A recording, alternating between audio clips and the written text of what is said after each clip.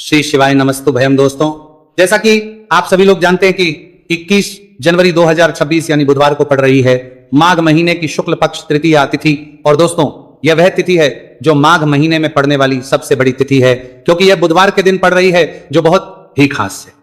और दोस्तों, आप सभी लोग जानते हो बुधवार तिथि का अगर सबसे बड़ा कोई उपाय है तो वह 5 गेहूं के दाने वाला उपाय है।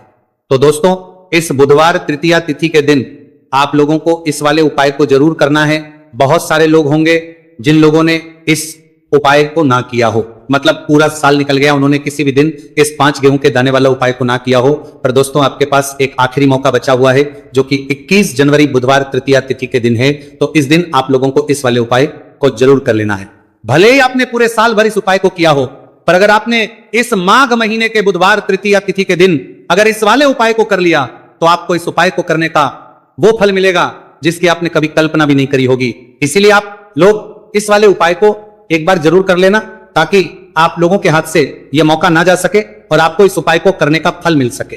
दोस्तों, यह उपाय पंडित जी ने अपनी अभी की ही शिव महापुराण की कथा में बताया है, जिस उपाय को आज हम आपको बहुत अच्छे से समझाने वाले हैं।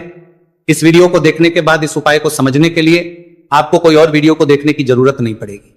तो चलिए दोस्तों, उपाय को शुरू करते हैं। देखिए, ये इस माघ महीने के बुधवार तृतीया तिथि के दिन ये इतना खास होता है, इतना महत्वपूर्ण होता है। देखा गया है कभी कभी बड़े बड़े पूजा पाठ अनुष्ठान से जो मनोकामना पूर्ण नहीं होते, वो माघ महीने के बुधवार तृतीया तिथि के दिन एक छोटे से उपाय करने से ही आपकी मनोकामना पूर्ण हो जाती है। और बहुत सारे लोगों ने इस उपाय को किया भी है और उनको इस उपाय को करने का फल भी जरूर मिला है। अगर आप लोग भी इस उपाय को करना चाहते हैं तो आप इस उपाय को पहले अच्छे से समझ लेना, सुन लेना, उसके बाद करना, आपको इस उपाय का फल जरूर मिलेगा।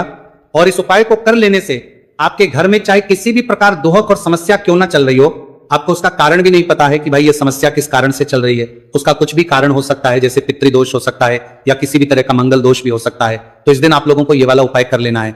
ये एक ऐसा उपाय है जिस उपाय को अगर किसी विशेष दिन पर किया जाए तो भाई उस विशेष दिन का जो है वह तो हमें मिलता ही मिलता है। पर हमने उस दिन पर इस 5 गेहूं के दाने वाला उपाय को किया है तो हमें उससे भी बड़ा फल मिलता है, और फल बहुत जल्दी मिलता है, क्योंकि आप इस उपाय को बहुत ही बड़े और विशेष दिन पर कर रहे हो। तो चलिए अब उपाय के बारे में बात करते हैं, लेकिन उससे पहले आप लोगों को यह जानना आवश्यक है कि आखिर यह उपाय किस समय करना है, किसको करना है और कैसे करना है। तो चलिए हम आगे आपको वीडियो में एक एक करके बता देते हैं। लेकिन उससे पहले अगर आप लोग हमारे चैनल पर नए हैं तो हमारे चैनल को सब्सक्राइब कर लेना, इस वीडियो को लाइक करके कमेंट बॉक्स में श्री शिवाय नमस्तु भयम ओम नमः शिवाय जरूर टाइप कर देना। तो दोस्तों, इस 5 गेहूं के दाने वाला उपाय को हमें इस बुधवार तृतीया तिथि के दिन कैसे करना है, किसको करना है, किस समय करना है और कहां पर करना है, ये सारे सवालों के जवाब आपको इस वीडियो में मिल जाएंगे। और जो ये वीडियो देखेगा भाई, उसको 5 गेहूं के दाने वाला उपाय जरूर करना चाहिए, क्योंकि इस दिन 5 गेहूं के दाने का भी ही बड़ा और विशेष महत्व होता है।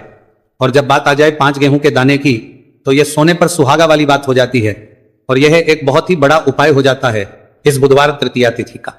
तो अब दोस्तों, इस 5 गेहूं के दाने वाला उपाय को आखिर करना किसको है, सबसे पहले हम लोग वो बात जान लेते हैं।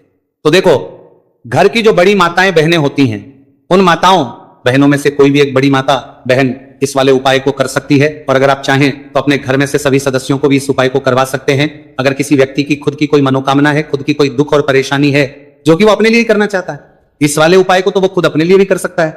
बाकी अगर कोई घर में से ऐसा है जो कि अपने पूरे घर परिवार की सुख और शांति के लिए ये वाला उपाय करना चाहता है, तो भाई वो भी कर सकता है, उसमें भी कोई दिक्कत वाली बात नहीं है। कहने का मतलब यह कि इस उपाय को हर एक सदस्य भी कर सकता है, और पूरे घर परिवार के सदस्य के लिए घर की बड़ी माताओं बहनों में से कोई एक माता बहन भी कर सकती है। माताएं बहनें अगर घर में उपस्थित ना हो या वह ये वाला उपाय ना कर पा रही हो, तो फिर घर का कोई बड़ा सदस्य भी इस 5 गेहूं के दाने वाला उपाय को कर सकता है, चाहे फिर वह पुरुष ही क्यों ना हो, उसमें कोई भी दिक्कत वाली बात नहीं है। उसके बाद में दोस्तों, जो अगला प्रश्न निकल कर आता है वह यह इस उपाय को लेकर कि आखिर इस उपाय को हमें किस समय करना है, सुबह के समय करना है कि शाम के समय करना है। तो देखो, इस वाले उपाय को आप लोग सुबह के समय भी कर सकते हो और शाम के समय प्रदोष काल में भी कर सकते हो। अब अगर आप पूछो कि भाई साहब सबसे उत्तम समय कौन सा रहेगा इस 5 गेहूं के दाने वाला उपाय को करने का, तो हम आपसे बस यही कहेंगे कि इस उपाय को आप सुबह के समय करेंगे तो ज्यादा बेहतर होगा। बाकी अगर के समय भी करेंगे तो भी अच्छा होगा, उसमें कोई भी दिक्कत वाली बात नहीं है। तो अब दोस्तों, जो अगली सबसे बड़ी और महत्वपूर्ण बात आती है वो ये आती है कि सुबह अगर हम उपाय को करेंगे तो हमें कितने बजे से लेकर कितने बजे तक के बीच में करना है और शाम के समय प्रदोष काल में करेंगे तो हमें कितने बजे से लेकर कितने बजे के बीच में करना है। सुबह जितनी जल्दी हो सके आप उपाय को करने की कोशिश करना। बाकी किसी कारणवश लेट भी हो जाओ, थोड़ी देर भी हो जाए तो 10 या 11 बजे तक भी आप उपाय कर लेना, पर 12 बजे से ज्यादा देरी ना हो। ठीक है, इस बात का ध्यान रखना। उसके बाद में दोस्तों अगर शाम के समय प्रदोष काल की बात करें, प्रदोष काल का जो समय है होता है वो शाम के 6 बजे से शुरू हो जाता है। मतलब शाम के 6 बजे से लेकर 7 बजे के बीच का जो समय होता है यह समय प्रदोष काल का समय होता है। इस उपाय को 7 या 8 बजे के बीच में भी कर सकते हो। मतलब शाम के 6 बजे से रात 8 बजे के बीच में आप कभी भी इस वाले उपाय को करते हो, उसमें कोई भी दिक्कत वाली बात नहीं है। परंतु बुधवार तृतीया तिथि के दिन कोशिश करना कि समय के अंतर्गत ही कर लो। किसी कारणवश ना कर पाओ तो थोड़ा देरी से भी कर सकते हो, आपको उपाय का फल जरूर मिलेगा। देखिए, गुरुदेव ने बताया है कि जो प्रत्येक महीने पंचमी की तिथि आती है वह हमारे जीवन से सारे संकटों को दूर करने के लिए बहुत ही खास होती है। तो देखिए, आज के इस पूरे वीडियो में हम आपको गुरुदेव बताए गए 2 से 3 बहुत ही चमत्कारी उपाय बताने वाले हैं। ये तीनों ही उपाय आपके जीवन के सारे संकट और समस्याओं को समाप्त करने वाले हैं। तो चलिए दोस्तों, जान लेते हैं गुरुदेव द्वारा बताए गए सबसे पहले चमत्कारिक और विशेष उपाय के बारे में। तो देखिए दोस्तों, इस उपाय को करने के लिए सबसे पहले तो आपको मात्र 5 गेहूं के दाने लेने होंगे और इसी के साथ में आपको 1 लोटा जल लेना है। देखिए, जल आपको तांबे के पात्र के अंदर लेना है और विशेषकर ये जो जल है आपको अपने घर से ही लेना है।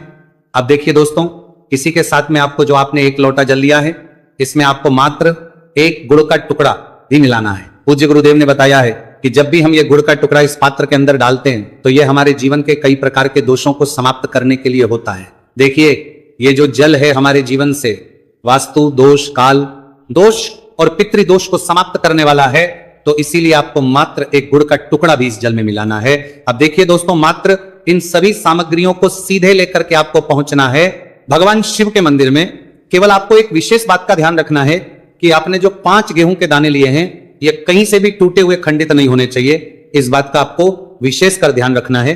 देखिए, शिव मंदिर बचने के बाद सबसे पहले तो आपको अपना मुख उत्तर दिशा में कर लेना है तथा दक्षिण दिशा में आपको बैठ जाना है। लेकिन शिव मंदिर में यदि भीड़ अधिक है तो फिर आप किसी भी दिशा में बैठकर इस उपाय को कर सकते हैं। देखिए, इस उपाय को करने के लिए सबसे पहले तो आपको एक कार्य करना है। आपके पास जो 5 गेहूं के दाने हैं इन्हें आपको अपने हाथ में लेना है और आपने जो ये गुड़ से युक्त जल तैयार किया था ये जल आपको इन गेहूं के दाने पर डालना है। यानी कि आपको ये जो गेहूं के दाने ही शिवलिंग पर गीले के ही अर्पित करने हैं, क्योंकि सूखी चीजें हम कभी भी शिवलिंग पर अर्पित नहीं करते हैं। अब देखिए दोस्तों, आपको एक कार्य करना है। आपके पास 5 गेहूं के दाने हैं तो इनमें से आपको 4 गेहूं के दाने अलग कर लेने हैं और ये जो 4 गेहूं के दाने हैं इन्हें आपको एक साथ शिवलिंग पर, जहां श्री गणेश जी का स्थान होता है, यानी कि शिवलिंग के सीधी तरफ जहां पर गणेश जी विराजमान होते हैं वहां पर आपको 4 गेहूं के दाने अर्पित कर देने हैं और आपको श्री शिवाय नमस्तुभयम या फिर ओम नमः शिवाय इस मंत्र का कम से कम 11 बार जाप कर लेना है। देखिए, आपको 4 गेहूं के दाने शिवलिंग के सीधी तरफ अर्पित कर देने हैं।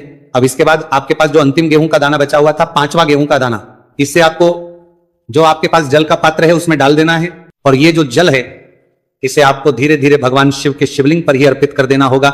श्री शिवाय नमस्तुभयम इस मंत्र का लगातार जाप करते हुए गुरुजी ने बताया है यह जल आपको इतने धीरे धीरे अर्पित करना है कि आप जल समर्पित करते हुए कम से कम 11 बार श्री शिवाय नमस्तुभयम इस मंत्र का जाप अवश्य कर सकें। अब आपको शिवलिंग के सामने बैठकर थोड़ी सी देर मंगलेश्वर महादेव का स्मरण कर लेना है, क्योंकि विशेषक ये तृतीया तिथि बुधवार के दिन पड़ी है, इसीलिए आपको अवधूतेश्वर महादेव का स्मरण करना है। अब आपको आपके जीवन में जो भी असफलताएं चल रही हैं उन्हें दूर करने की प्रार्थना कर लेनी है। व्यापार में अगर आपको सफलता नहीं मिल पा रही है, आपका बच्चा पढ़ाई लिखाई नहीं कर पाता है या फिर आपके विवाह में विलंब हो रहा है, तो जिस भी प्रकार की आपकी समस्या है उसे आपको महादेव के समक्ष रख देना है। गुरुदेव ने बताया है जो भी व्यक्ति ये उपाय इस प्रकार से कर लेता है तो उसके जीवन की जो सारी परेशानियां हैं वह धीरे धीरे करके समाप्त होने लगती हैं। चलिए दोस्तों, हम जान लेते हैं गुरुदेव द्वारा बताए गए दूसरे खास उपाय के बारे में। देखिए, ये जो उपाय है आपके जीवन में चल रही कर्ज की समस्या को समाप्त करने के लिए है। देखिए, पूज्य गुरुदेव कहते हैं कि कई बार हम कर्ज तो ले लेते हैं लेकिन उससे उतारते समय हमें कई प्रकार की कठिनाइयों का सामना करना पड़ता है और जब हमारा यह कर्ज नहीं उतरता है तो हमारे दिमाग में केवल एक ही बात रहती है कि एक बार है कर्ज उतर जाए उसके बाद में जीवन में कभी भी कर्ज नहीं लूंगा।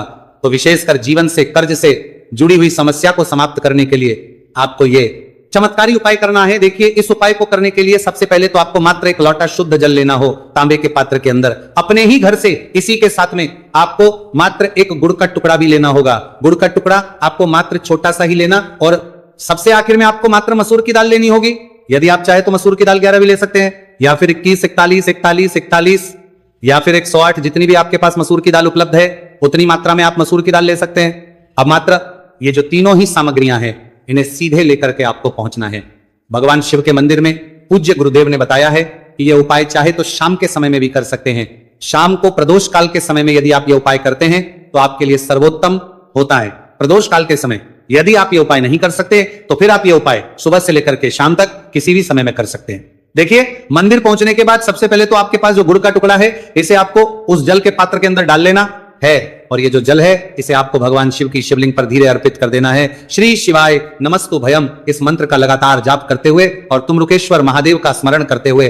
अब देखिए, आप जो मसूर की दाल लेकर के गए थे इन्हें आपको एक एक करके शिवलिंग पर अर्पित करना है। आपको एक मसूर की दाल शिवलिंग पर अर्पित करनी है, फिर आपको आर्यन मुक्तेश्वर महादेव का स्मरण करना है, फिर दूसरी मसूर की दाल आपको शिवलिंग पर अर्पित करनी है, फिर आपको आर्य मुक्तेश्वर महादेव का करना है।